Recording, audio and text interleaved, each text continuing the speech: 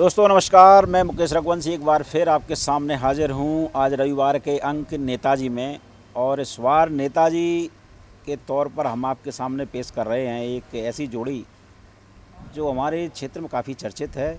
और चर्चित इसलिए भी है कि आप देख रहे होंगे कि जो जोड़ियां हैं वो राजनीतिक इतिहास का बहुत सफलतापूर्वक प्रयोग के तौर पर इस्तेमाल की जाती हैं।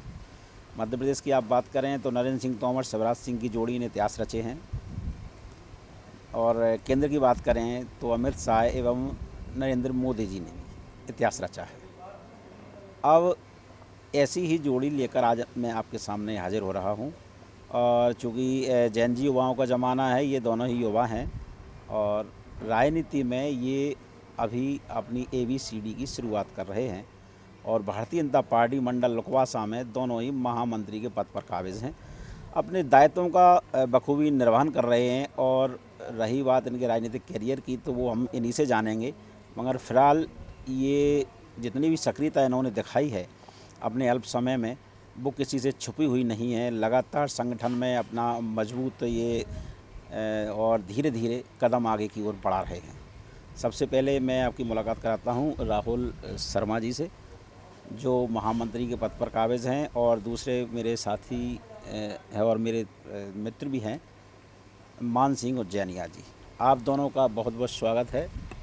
बहुत बहुत बीच में कर लूँगा। धन्यवाद। बहुत बहुत धन्यवाद मुकेश जी। तो मैं शुरुआत आपसे ही करूँगा। पहले आप अपना परिचय दीजिए हमारे दर्शकों को। मेरा नाम राहुल शर्मा है। मैं लुकवासा मंडल में महामंत्री के दायित्व पे निर्वहन करता हूँ, और मैं एक किसान परिवार से आता हूँ। छोटा सा परिवार है हमारा, सक्षम परिवार से लुकवासा में रहते हम लोग। आप बताइए। मेरा नाम मान सिंह उज्जैनिया है। मैं भारतीय जनता पार्टी के मंडल लुकवासा का महामंत्री हूँ। मेरा निवास लुकवासा ही है और एक किसान परिवार से बिलोंग करता हूँ। दोनों ही किसान परिवार से आते हैं। तो अपनी पृष्ठभूमि के बारे में थोड़ा बताएं। अपने परिवार में आपके परिवार में कितने सदस्य हैं? देखिए, हमारे परिवार में टोटल हम 6 सदस्य थे। मेरे 4 भाई बहन, माता पिता। मेरी शादी, भैया की शादी के बाद हम 6 से 8 हुए। फिर 2 बहनों की शादी, फिर 6 हुए। ये हमारा मतलब पूरी तरह से समृद्ध परिवार है जी। हमारा भी समृद्ध ही परिवार है पूरा। सभी संयुक्त परिवार ही रहते हैं। आप कितने भाई बहन हैं?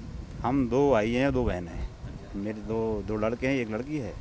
भाई क्या करते हैं आपके? भाई हमारा दुकान भी करता है, खेती भी करता है, छोटी मतलब दुकान। मूल रूप से आपकी किसानी है। किसान है ना? राजनीति की ओर आपका रुझान कैसे हुआ?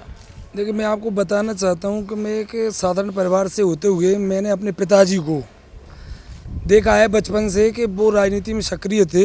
मगर वो किस प्रकार की राजनीति में सक्रिय थे, कभी उन्होंने पद की लालसा न करते हुए जनसेवा को अपना सर्वप्रथम माध्यम माना, और उसको सबसे आगे रखते हुए उन्होंने जिस भी व्यक्ति को क्षेत्र के अंदर कभी कोई ज़रूरत पड़ी तो उसके साथ अपने परिवार की चिंता न करते हुए उन लोगों के साथ वे अपने समय को व्यतीत किया। अपने परिवार को नहीं देखा और जनता को देखा। तो मैं देखते यही चला आ रहा था कि मेरे पिताजी घर परिवार को नहीं देखते हैं और लोगों के साथ में चले जाते हैं। उस प्रेरणा से मुझे लगा कि मुझे भी शायद ऐसा करने में ही अच्छा लगेगा जो मेरे पिताजी ने किया है। इसलिए मैंने अपनी राजनीति को अपना माध्यम बनाया। यहाँ पर आपको थोड़ा रुकना चाहूँगा शर्मा जी। इनके पिताजी के बारे में मैं आपको थोड़ा परिचय दे दूँ।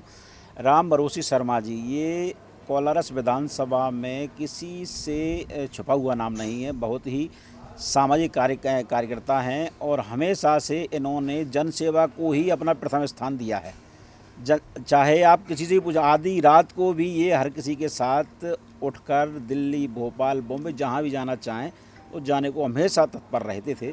उसी का परिणाम है कि आज उनके पुत्र भी राजनीति में सफलता की ओर अग्रसर हैं, और उन्होंने भी अपना बखूबी राजनीतिक स्तर पे भी और सामाजिक स्तर पे भी नाम कमाया है।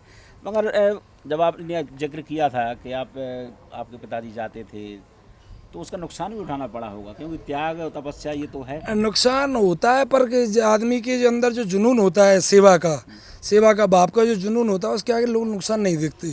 राजनीति किसी के लिए लाभ का धंधा हो सकती है, मगर किसी के लिए सेवा का ही माध्यम होता है। तो मेरे पिताजी ने तो सर्वोपरि सेवा को समझा है। उन्होंने पद और प्रतिष्ठा की कभी आगे नहीं रखा। तो यही भावना आपके अंदर भी वो मैंने देखा ना कि क्या उनको सुख मिला, तो मुझे भी लगा कि वास्तव में लोगों की सेवा करने में बहुत सुख होता है। तो राजनीति से क्या है, सेवा बहुत सरल होती है। आप सरकार की योजनाओं से लोगों को लाभान्वित करवा सकते हैं और लोगों की मदद कर सकते हैं, इसलिए राजनीति में सक्रियता से आना पड़ा। अच्छा, आप बताइए आपका राजनीतिक क्षेत्र में कैसे आना हुआ? कोई पारिवारिक पृष्ठभूमि है राजनीति में? पारिवारिक पृष्ठभूमि हमारे थे, परिवार में हमारे बब्बा जी के छोटे भाई थे चुखुराम जी, वो शायद 93-94 जिला पंचायत सदस्य रहे। जिला पंचायत सदस्य। तो उनसे हमारे लिए जो वर्तमान में विधायक हैं महेंद्र सिंह यादव जी, उनके पिताजी हाँ, महेंद्र सिंह यादव जी के पिताजी अब जिला पंचायत अध्यक्ष थे, उस समय वो जिला पंचायत सदस्य थे, है ना जी। आपके छोटे दादाजी थे? हाँ, छोटे दा हमारे पिताजी के काका जी थे भाई, तो उनसे प्रेरणा मिलती रही हमारे लिए। मैं देखता था गांव के लोग आते थे मोहल्ला के, तो काम करवाने के लिए, तो मुझे भी प्रेरणा मिली, चलो अच्छी बात है, हमारे बाबा जी काम कर रहे हैं तो चलो हम भी सीखें उनसे।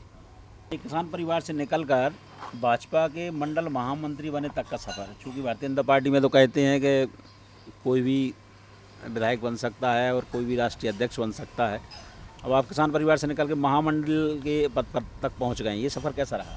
देखिए, मैं सबसे सर्वप्रथम भारतीय जनता पार्टी के जिला शीर्ष नेतृत्व को धन्यवाद देना चाहता हूं, जिन्होंने एक मेरे जैसे छोटे कार्यकर्ता पर अपना विश्वास जताया और मुझे लुकवासा मंडल के महामंत्री का दायित्व दिया। दायित्व देने के बाद पूर्ण विश्वास से मैंने पार्टी के लिए काम किया। पूर्व में भी मैं महामंत्री रहा, दोबारा से मुझे फिर महामंत्री बनाया गया। मैं उनके लिए भी धन्यवाद देना चाहता हूं, और जो वरिष्ठ नेता हैं जिन्होंने मेरे नाम को आगे बढ़ा, मुझ पर जो विश्वास रखा होगा, जो विश्वास किया होगा कि इस पद के मुझे योग्य समझा होगा, मैं उनको भी धन्यवाद देना चाहता हूं। आप बताइए, आप किसान परिवार से निकले और पहले युवा मोर्चा में भी आपने राजनीति की, अब आप मंडल में महामंत्री हैं, यहाँ तक के सफ़र के बारे में बताएं। सफ़र मेरा 2013 से मैं युवा मोर्चा में मंडल, हाँ मैं कॉलर्स मंडल होता था पहले, तो बटन पे मैं शायद मंत्री रहा था युवा मोर्चा में, और शायद आप भी जब मंडल अध्यक्ष ही थे तो आपने मुझे दायित्व दिया था मंत्री का। तो 2013 से मैं अब तक, इसके बाद फिर मैं लुकवासा मंडल में महामंत्री के दायित्व पे भी रहा। बटन पे शायद देवेंद्र भाई साहब थे मंडल अध्यक्ष, और अभी वर्तमान में मंडल हरिओम रघुवंशी हैं, तो अभी भी मंडल अध्यक्ष हूँ मैं। समझ गए ना?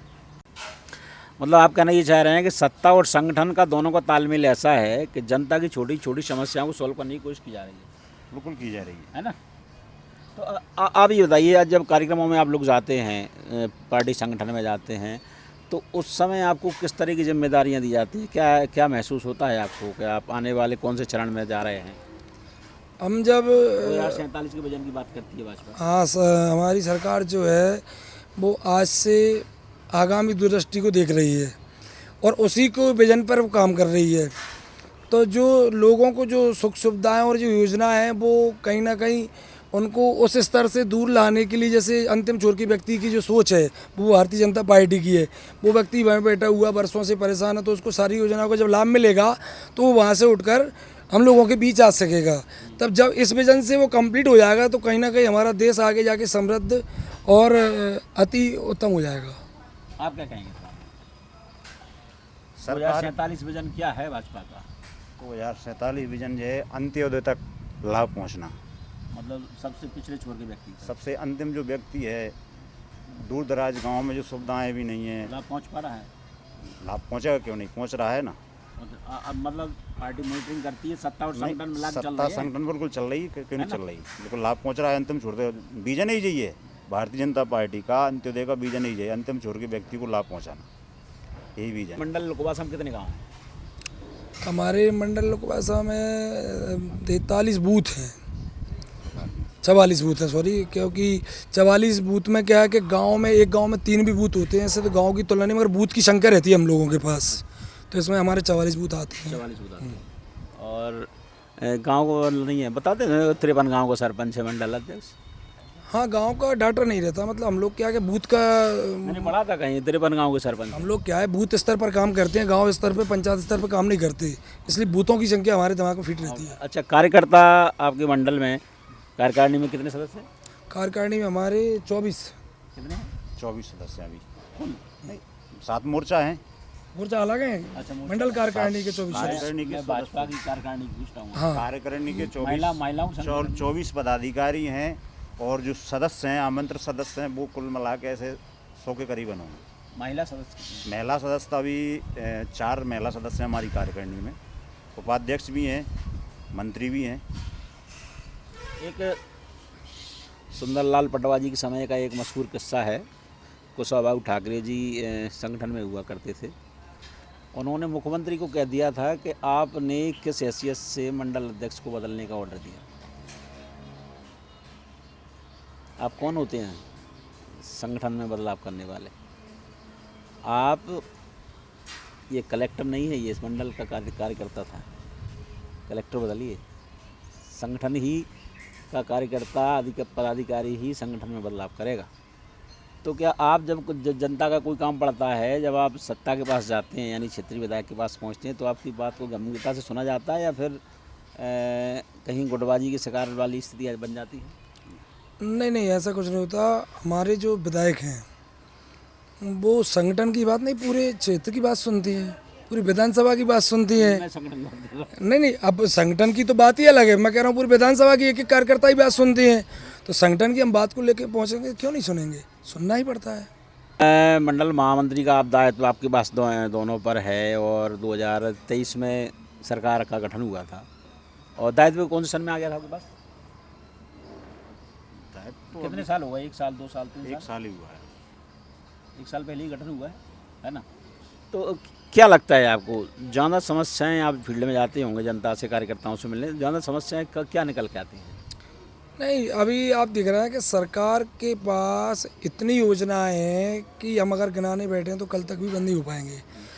अब कहीं कहीं क्या होता है कि लोग कुछ प्रक्रियाओं को पूरा नहीं कर पाते, तो वही इन योजनाओं में पीछे रहते हैं। बाकी तो आप देख रहे हैं कि शासन जिन योजनाओं को चला रही है उनमें ज़्यादा से ज़्यादा सरलता है, तो लोगों को वहीं कोई परेशानी का सामना वहाँ करना पड़ता है जहाँ उनके डॉक्यूमेंट्स कंप्लीट नहीं होते। नहीं तो शासन की योजनाएं सभी लोग बहुत अच्छे से लाभ ले रहे हैं। तो देखा दोस्तों, ये दोनों ही मंडल महामंत्री थे जो पूरी सक्रियता के साथ काम कर रहे हैं। लकवासा मंडल में जो संगठन है उसको खड़ा करने की पूरे प्रयास में हैं और अपने अपने नेताओं के बारे में इन्होंने जो बातें बताई हैं वो किसी से छुपी नहीं हैं। देखते हैं आने वाले समय में भविष्य इनको कहाँ तक ले जाता है। हम फिर एक बार इनके सामने खड़े होंगे, इनसे सवाल करेंगे और इनकी चुनौतियों के बारे में भी चर्चा करेंगे। मगर कब होगी अगली मुलाकात? जब आप कहेंगे। हैं? मंत्री बनने के बाद? हैं? पार्टी आपको कोई बड़ा दायित्व देती है तो आप उसके लिए तैयार हैं? क्यों नहीं? देखो, पार्टी कोई भी दायित्व देते, मैं जो पद मिलता है मैं उसको पद को कोई पद नहीं मानते। हम लोग क्या है, सेवा, राष्ट्र सेवा और संगठन की सेवा को सर्वोपरि मानते हैं। पद तो एक नाम होता है, काम करने के लिए काम करना है पार्टी का, तो बिना पद के भी कर सकते हैं। पार्टी, आप संगठन आपको कोई बड़ी जिम्मेदारी देती है जिस तरह से अभी चल रहा है भारतीय जनता पार्टी में? नहीं तो मिल जाएगा तो कोई बुराई बात थोड़ी है उसमें। हम तो दायित्व निभा रहे हैं, अभी निभा रहे हैं और भी निभाएंगे। आप पूरी तरह से तैयार हैं? तैयार हैं और तैयार रहेंगे। वो तो चरैवेती मंत्र है ही पारे संगठन का। तो जो व्यक्ति काम करेगा वो आगे तक जाएगा। तो देखा दोस्तों, उम्मीद करते हैं कि जल्दी इन दोनों को भोपाल का टिकट मिलेगा और इनसे अगली मुलाकात हमारी भोपाल में ही होगी। मुझे मेरे साथी खाना के साथ आगे दीजिए। नमस्कार।